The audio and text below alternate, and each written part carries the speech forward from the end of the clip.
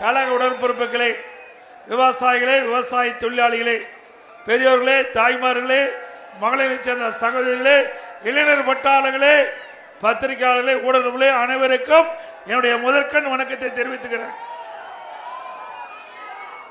இன்றைய தினம் ஒரு அமைச்சர் பேசியிருக்காரு. எடப்பாடி பழனிசாமி அவருடைய உறவினர் வீட்டில் ரெய்டு நடந்ததுனால தான் பாரதிய ஜனதா கட்சியோட போய் நான் கூட்டணி வச்சிருக்கிறேன்னு. இது எத்தனை முறை தான் சொல்லிக்கிட்டே இருக்கிறேன். ஒரு முறையா ரெண்டு முறையா கீரல் விழுந்த ரெக்கார்டு மாதிரி சொல்லிக்கிட்டே இருக்கிற. சரி, அப்படித்தான் சொல்றீங்க, பொய்ய பொறுத்துற மாதிரி சொன்னாலும் பரவாயில்ல.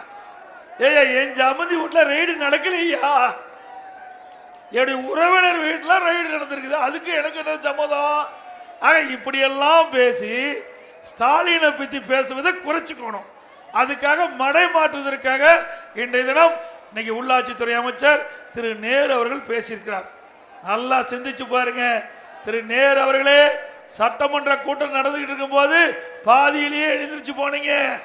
உங்க குடும்பத்தில் ரெய்டு நடந்தது, வருமான வரித்துறை நடந்தது, உங்களுடைய தம்பி வீட்டில் வருமான வரித்துறை ரெய்டு, உங்களுடைய மகன் வீட்டில் வருமான வரித்துறை ரெய்டு, இடி ரெய்டு நடந்ததா இல்லையா?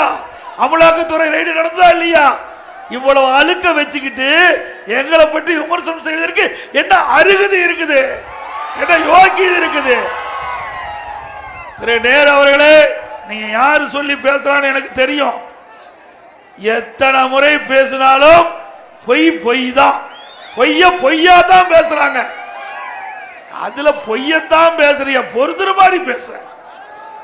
நடக்காத ஒரு அமலாக்கத்துறையில நடந்த மாதிரி பேசுறிய, நடக்காத வருமானத்துறை நடந்த மாதிரி பேசி மக்களை மனமாற்றம் செய்வதை விட்டுவிடு.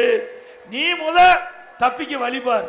திரு ஸ்டாலின் நம்பி நீ பத்திரமா வேற இடத்துக்கு போயிடாத.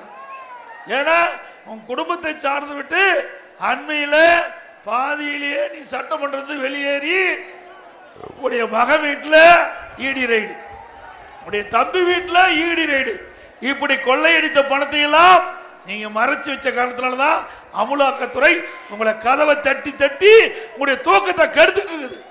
பிளே ஸ்டோர் மற்றும் ஆப் ஸ்டோரில் இருந்து பாலிமர் செயலியை QR கோடு மூலம் பதிவிறக்கம் செய்யுங்கள். செய்திகளை உடனுக்குடன் பெறுங்கள்.